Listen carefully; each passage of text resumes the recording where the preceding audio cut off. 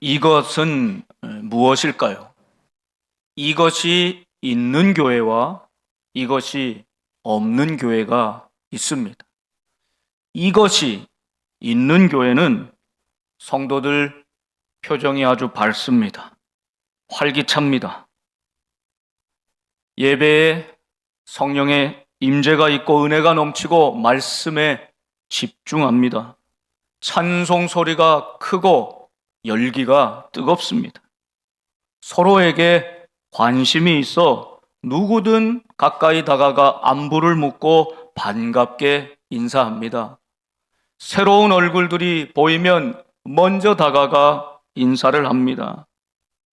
공동체와 세상을 위해 섬기고 뜨거운 중보가 살아있는 교회, 이것이 있는 교회입니다. 반면에 이것이 없는 교회도 분명히 있습니다. 성도들 표정이 무섭습니다. 서로 다가가 말 걸기가 아주 조심스럽습니다. 새로운 사람이 보여도 별로 관심이 없습니다. 예배는 짧게, 회의는 길게 합니다. 일과 프로그램은 많은데 기쁨과 감사는 사라져갑니다. 어디를 가도 하나님 말씀보단 사람의 말이, 원망과 불평의 말이 넘쳐납니다. 이것은 무엇일까요? 사랑이라고만 대답하기는 어렵습니다. 이것은 교회를 세상의 어떤 조직이나 단체와는 확실히 구별해주는, 교회를 교회답게 만드는 바로 이것인데, 오늘 말씀을 통해서 이것이 무엇인가에 대한 답을 우리 모두는 함께 찾을 수 있어야 합니다. 이것이 있는 교회, 행복하고 살아있고 은혜와 성령이 충만한 처음 교회의 모습, 예루살렘 처음 교회의 모습이 바로 이것이 무엇인가에 대한 확실한 답이기 때문입니다. 하나님께서 약속하신 성령을 기다리던 제자들과 사람들에게 성령이 충만히 임하였습니다. 이제 오늘 그 성령의 충만한 역사로 교회가 탄생하고 있습니다. 그런데 이 교회의 탄생은 그냥 하늘에서 뚝 떨어진 것이 아니었습니다. 지난주에 베드로 사도가 성령에 충만해서 담대하게 세상을 향하여 선포합니다. 그 선포의 중심은 한 가지, 예수 그리스도이셨습니다. 우리는 그분을 알지 못하여 십자가에 매달아 죽였지만 하나님은 그를 다시 살리셔서 우리의 주와 그리스도가 되게 하셨다. 이것이 베드로의 선포였습니다.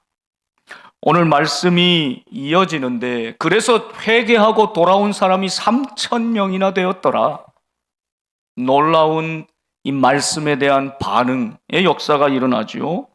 그리고 오늘 이어지는 말씀에는 바로 교회를 교회되게 하는 이것이 무엇인가를 가르쳐 줍니다. 그들은 먼저 사도의 가르침을 받았습니다. 이 베드로의 말씀, 베드로의 이 설교와 가르침을 통해서 성령의 역사를 경험했다는 것입니다. 성령 충만한 베드로가 성령을 기다리는 백성들에게 말씀을 전할 때 이것은 하나님이 성령 안에서 우리에게 주시는 말씀이다, 이렇게 받았다는 것입니다. 여러분, 교회를 교회되게 하는 이것의 출발은 사도들이 바른 권위를 가지고 영적인 능력을 가지고 말씀을 가르칠 때 그것을 그대로 받는 공동체입니다. 교회는 하나님의 말씀의 터 위에 세워져야 합니다. 그리고 나타난 여러 현상들이 있는데 몇 가지를 정리해서 살펴보면 첫 번째는 다 함께 있었다. 44절의 말씀이고요. 46절에도 날마다 마음을 같이하여 성전에 모이기를 힘썼다. 다 함께 있었다. 마음을 같이하여 날마다 모이기를 힘썼다. 여러분, 함께 있는 것이 축복입니다. 우리가 함께 모이는 그 시간이 은혜입니다. 왜 그렇습니까? 함께 모여서 무엇을 하는 것입니까? 함께 모여서 인간의 일들을 의논하고 우리의 생각들을 나누는 것이 아니라 여기서 함께 있게 하신 목적은 바로 예배에 있는 것입니다. 함께 모여 교회는 예배를 드립니다. 함께 마음을 모아 성전에 모이기를 힘써 하나님을 향하여 예배합니다. 교회는 예배하는 공동체입니다. 여러분, 세상에 동창회가 아무리 재밌고 무슨 취미 동아리가 아무리 유익하고 재밌어도 거긴 예배가 없습니다. 예배하는 공동체, 사람들의 모임이 아니라 사람들이 모여서 하나님께 예배하는 공동체, 바로 교회입니다. 우리 교회는 주님 다시 오실 때까지 이것이 살아있는 교회가 될 수 있기를 간절히 소망합니다. 예배가 중심입니다. 일은 그 다음입니다. 예배가 먼저입니다. 예배가 바로 세워질 때, 하나님과의 관계가 바르게 세워질 때 다른 모든 일들, 사역들이 따라올 수 있는 것입니다. 오늘 우리 장로님도 기도하셨는데 제 마음과 같았습니다. 코로나 생기고는 우리가 함께 할 수 없어서, 함께 모일 수 없어서 얼마나 안타까웠습니까? 많은 분들이 성전을 그리워하다가 성전 뜰이라도 밟고 가야지 하면서 오셔서 주변을 돌면서 눈물로 기도하셨다. 헌금 모아서 헌금은 드려야지 하고 그 밑으로 밀어 넣으시고 사무실에 내주시고, 마치 우리가 다시 모이기만 한다면, 우리가 다시 성전에 모일 수만 있다면, 우리가 다시 모일 수 있다면 그날 하나님 앞에 드리는 그 예배가 얼마나 감격스러울까 하면서, 여러분, 우리가 그 시간들을 보냈는데 엊그제 같은데 코로나 이후가 되었습니다. 코로나 이후에 정말 우리가 하나님을 향한 그 마음이, 우리가 이 교회를 향한 마음이, 그 예배를 향한 마음이 그와 같은가 깊이 돌아보게 되는 것이죠. 여러분, 언제 다시 어떤 일 때문에 성전 문이 닫힐지 모릅니다. 함께 모일 수 있고 함께 모여 하나님을 예배할 수 있다는 이것이 우리 성도에게 교회의 가장 중요하고도 가장 큰 은혜임을 잊지 않고 목숨처럼 예배를 드리는 예배의 공동체 될 수 있기를 축복합니다. 함께 하는 것, 이것이 은혜입니다. 프레드릭 놀란이라고 하는 선교사님이 있었는데 북미의 원주민들에게 복음을 전하셨는데, 한 번은 원주민들에게 쫓겨서 이제 정말 목숨의 위협을 받고 피신을 하기 시작했어요. 그래서 보니까 저 산 안에 조그마한 동굴을 발견하고 얼른 몸을 숨겼습니다. 이제 원주민들이 코앞에까지 막 다가오는 소리가 들립니다. 하나님 앞에 간절하게 기도했습니다. 하나님 살려주십시오. 하나님 역사해 주십시오. 이제 그 입구까지만 오면 크지 않은 동굴에 정체가 탄로날 것인데 하나님 앞에 간절히 기도했더랍니다. 그랬더니요, 어디서 거미가 한 마리 나타나서 그 동굴 앞에 입구에 거미줄을 치더랍니다. 그래서 그 거미줄을 보고는 그냥 지나갔던 것이죠. 그분이 나중에 이 간증을 하면서 그렇게 고백했습니다. 하나님이 함께 하시면 거미줄도 성벽이 되게 하시고, 하나님이 함께 하시지 않으면 성벽도 거미줄이 된다. 사랑하는 여러분, 무엇보다 하나님이 우리와 함께 하시는 바로 그 시간, 그 자리, 우리가 하나님을 예배하는 이 시간, 우리 인생에 어떤 어려움이 닥쳐도 하나님 함께 하실 때 거미줄도 성벽되게 하시는 그 은혜가 여러분과 함께 하기를 바랍니다. 우리 복된 교회, 이것이 있는 교회, 이것이 살아있는 교회, 함께 모여 날마다 하나님을 찬양하며 예배하는 공동체 되어가야 할 줄 믿습니다. 두 번째는 서로 교제하는 공동체입니다. 오늘 42절에도 서로 교제하고 떡을 떼었다 말씀하지요. 46절에도 집에서 떡을 떼며 기쁨과 순전한 마음으로 음식을 먹었다 말씀하죠. 여기서 떡을 떼었다는 것은 무슨 의미입니까? 이것은 성만찬을 기억하고 기념하는 것이었습니다. 주님이 잡히시던 날 제자들에게 이것은 내 몸이다, 이것은 내 피다 하며 나누어 주셨던 주님의 몸과 주님의 피, 이것을 함께 나누는 것입니다. 여러분, 그러니까 교회는 사람들의 모임, 그냥 일반적인 세상의 모임과 구별되는 것이 바로 여기에 있습니다. 그냥 사람들이 모여서 교제하는 것이 아닙니다. 그러면 같은 고향 사람들끼리 더 친하고, 같은 학교 나온 사람들끼리 더 친하고, 같은 취미 생활을 하는 사람들끼리만 통하고, 나와 대화가 통하고 코드가 맞는 사람끼리만 모일 것 아닙니까?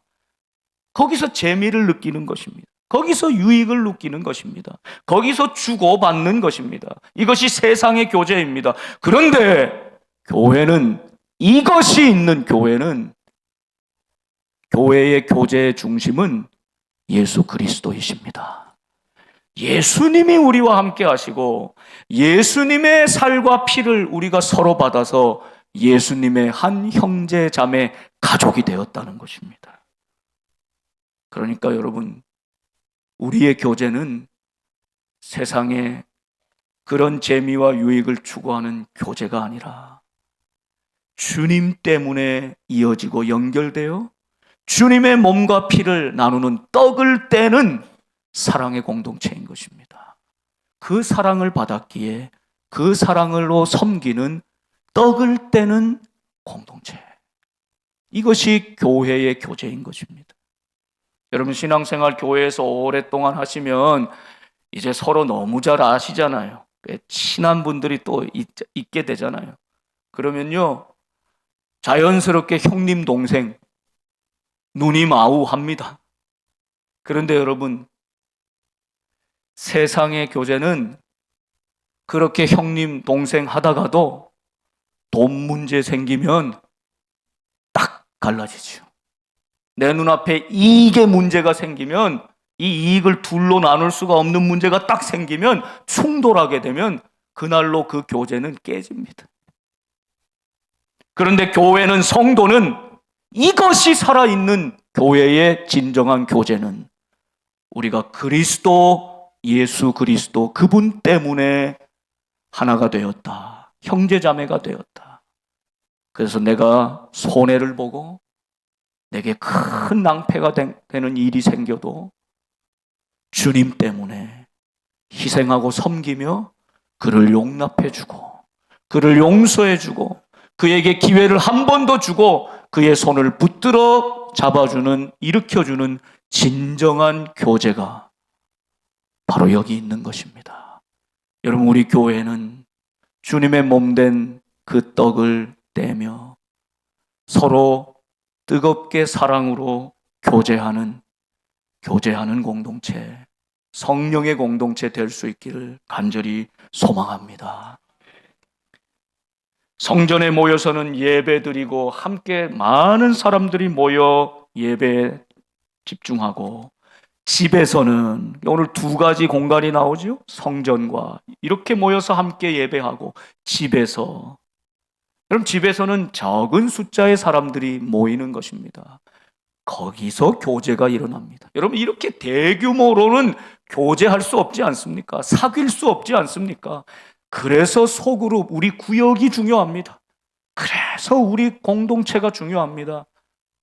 그래서 우리 부서가, 우리 선교회가 중요합니다. 거기서는 친밀하게 서로를 위해서 기도하고 대화하고 속 이야기를 나눌 수 있는 아주 건강하고 안전한 공동체, 주님 때문에 서로 교제하는 뜨거운 공동체는 바로 이 소그룹에서 경험할 수 있는 것이죠. 기쁨과 순전한 마음으로 함께 음식을 먹는 공동체. 여러분, 한번 가만히 생각해 보십시오. 이제 자꾸 우리 이 세상이 각박해지고 시대가 변하면서요, 우리 신방하여도 가정에서 함께 모이는 것이 참 어려워집니다. 그리고 예전처럼 정말 작은 소찬이라도 기쁨과 순전한 마음으로 함께 음식을 먹는 것도 참 불편하고 어려워지고 있지 않습니까? 그런데 제가 가만히 생각해 보니까요, 어느 분이 그냥 아무 목적도 이해관계도 없이 그 밥 한 끼 합시다, 우리 식사 한 끼 합시다 하는 것이 사실 얼마나 귀한지 몰라요.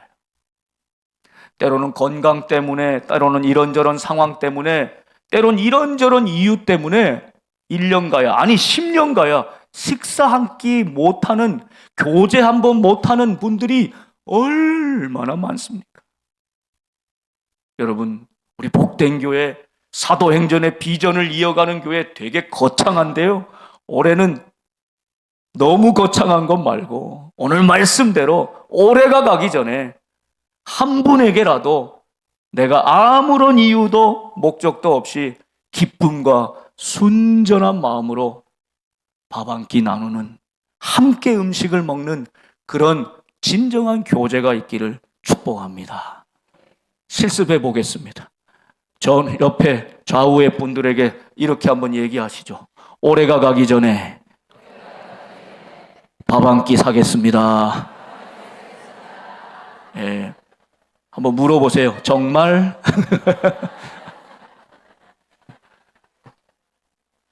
떡을 떼며 서로 음식을 나누며, 여러분, 음식 나눌 때도요, 이거 끝나면 뭐 좀 부탁할 텐데 이 마음이 있으면 이 불편하잖아요.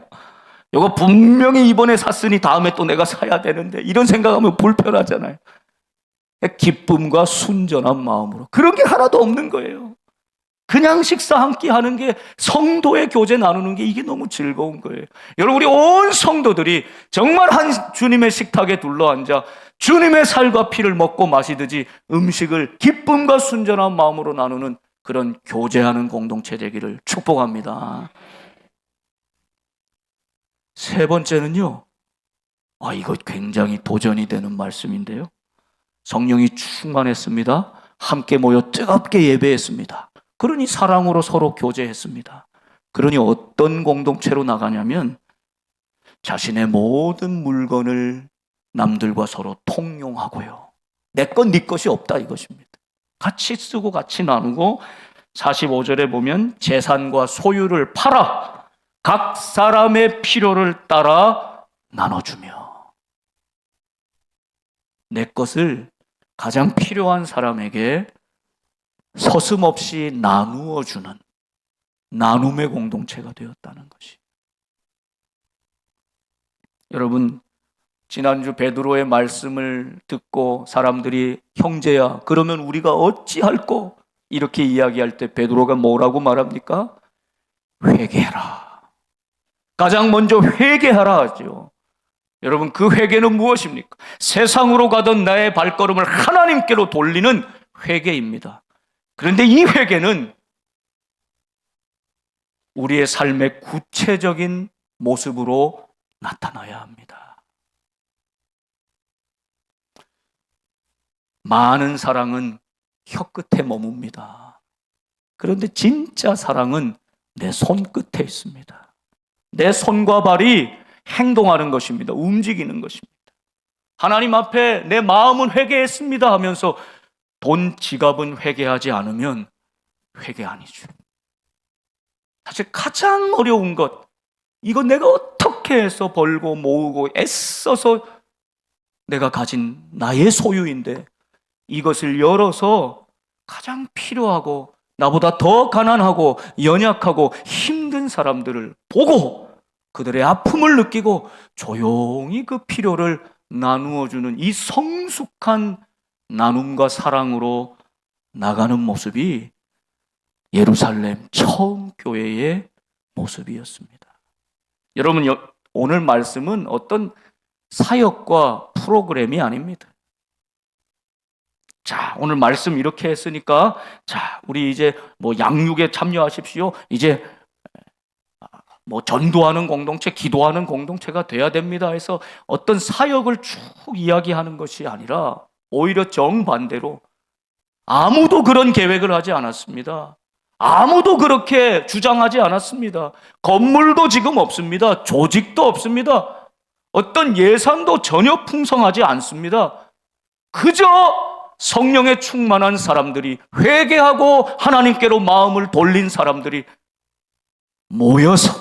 모인 이유가 무엇입니까? 하나님을 자연스럽게 예배하는 것입니다. 하나님께 예배하는 것입니다. 오로지 기도에 힘쓰는 것입니다. 그렇게 예배할 때 마음속에, 자신의 생각 속에 하나님의 영으로 충만해져서 하나님의 그 사랑을 기억하며 떡을 떼고 주님을 기억하고 우리가 한 몸임을 잊지 않고 서로 행복하게 음식을 나누는, 교제하는 공동체.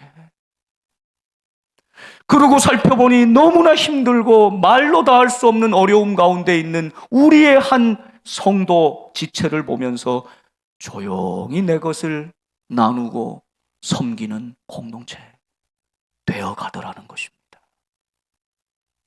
성령의 역사로 말미암아 성령께서 이끄시고 성령의 충만한 공동체의 모습인 것입니다. 여러분, 어떤 사람은 이야기합니다.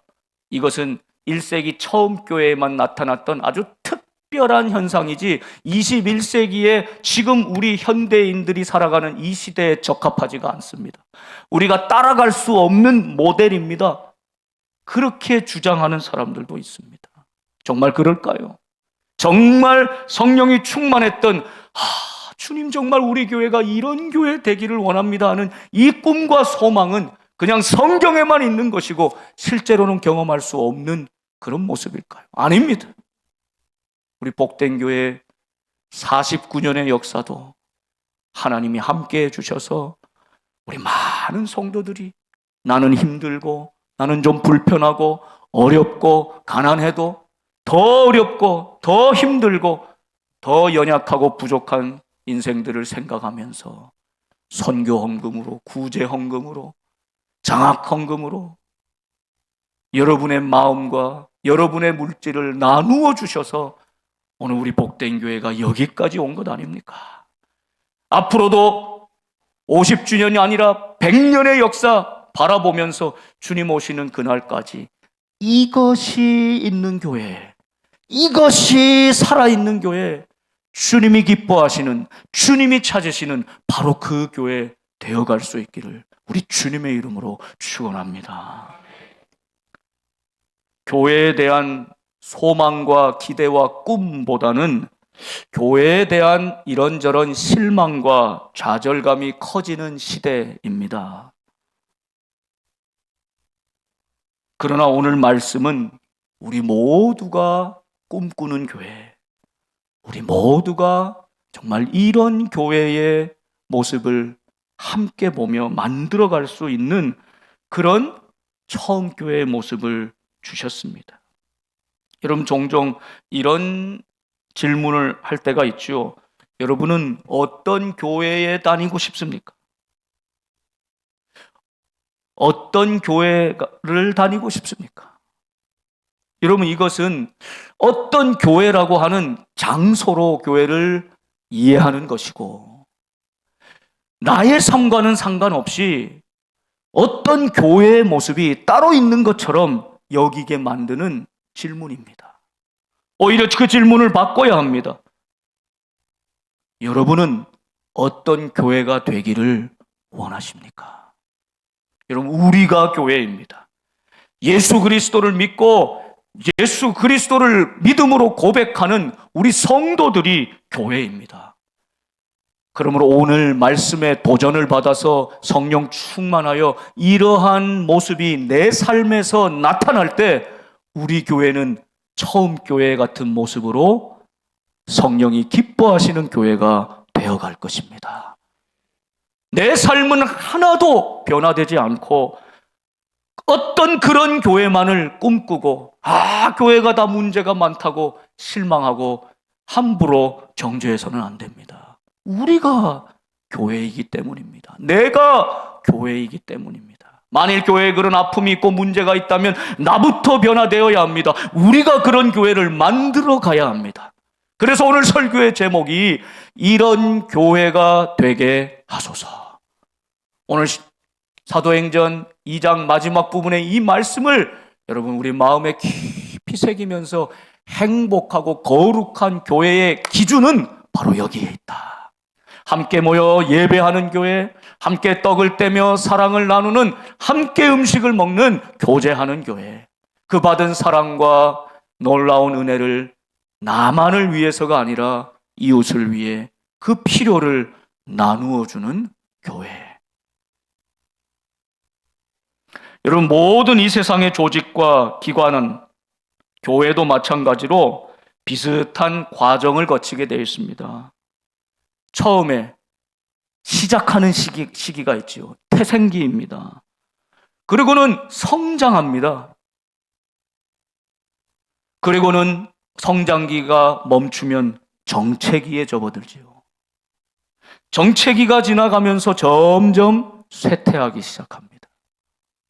남은 것은 소멸하고 사라지는 것입니다. 여러분, 세상의 모든 조직과 기관이 이런 과정을 거쳐서 지나오지 않습니까? 49주년을 맞이하게 되는 오늘 우리 복된 교회는 어떻습니까? 우리 많은 성도들이 그러죠. 과거를 회상하면서 그때는 여러분도 다 더 젊으셨잖아요. 제일 열심히 일할 때잖아요. 제일 열심히 헌신하고 섬기면서 기쁨도 많이 누리고 은혜도 많이 누리고, 오늘 정말 예루살렘 처음 교회처럼 모여서 함께 식사하고 왁자지껄 떠들면서 교제하고 뜨겁게 예배하고, 그래서 그때가 참 좋았다. 교회도 그때가 태생기, 성장기인 겁니다. 그런데 이제 시간이 점점 지나면서요, 고착화됩니다. 제도화됩니다. 제도와 조직은 많아져요. 그러면서요, 딱딱하게 굳어가고 있지는 않습니까? 교회 자체를 지키고 보호하고 교회 자체의 사역과 프로그램들을 하느라, 거기에 신경을 쓰느라, 거기에 모든 힘을 쏟느라 사실 생명을 구원하고 땅끝까지 복음을 전하고 이 받은 사랑을 이웃에게 나누어 주는 교회의 본래 목적을 상실해 가고 있지는 않습니까? 본래 주님의 그 본질적인 사명이 아니라 비본질적인 곳에 힘을 쓰면서 우리도 점점 영적인 능력이 쇠퇴해 가고 있는 것이 아닙니까? 또 다른 생명의 역사, 성령의 놀라운 역사가 시작돼야 합니다. 이것은 우리 힘으로 되지 않습니다. 우리의 지식으로, 우리의 계획으로 될 수 없습니다. 여러분, 회의를 아무리 오래 해보십시오. 거기는 온갖 인간의 경험과 계획만이 난무할 뿐입니다. 오히려 교회는 회의를 더 줄이고 그 시간에 하나님 앞에 무릎 꿇고 하나님의 뜻을 구하는 기도에 전념할 때 성령께서 우리에게 말씀해 주실 것입니다. 가장 창조적이고 가장 변혁적인 놀라운 능력인 성령의 능력이 기도를 통해 우리에게 부어질 때 우리는 할 수 없으나 놀라운 성령의 역사로 이것이 있는 교회, 오늘 사도행전의 교회 같은 바로 이 교회를 하나님은 우리를 통해 이루어 가실 것입니다. 이제 우린 돌아서야 합니다. 점점 정체기에서 세태기 소멸기를 향해 가고 있는 우리 교회, 한국교회를 향해서 우리 성령께서 말씀하시는 것을 다시 들어야 합니다. 또 다른 새로운 생명의 역사가 우리 가운데 일어나도록 우리는 기도하고 무릎을 꿇어야 할 것입니다. 모든 교인들이 기뻐하고 그렇게 되기를 원하는 교회. 저도 읽으면 읽을수록 너무나 은혜가 되고 감동이 되는 정말 이런 교회가 되기를 원하는 바로 그 교회. 사실은 단순합니다. 뜨겁게 예배하고 기쁘게 섬기고 풍성하게 나누고 사랑으로 교제하는 것입니다. 그럴 때 47절의 역사가 일어납니다. 우리 마지막으로 함께 읽어보겠습니다. 하나님을 찬미하며 또 온 백성에게 칭송을 받으니 주께서 구원받는 사람을 날마다 더하게 하시니라. 아멘.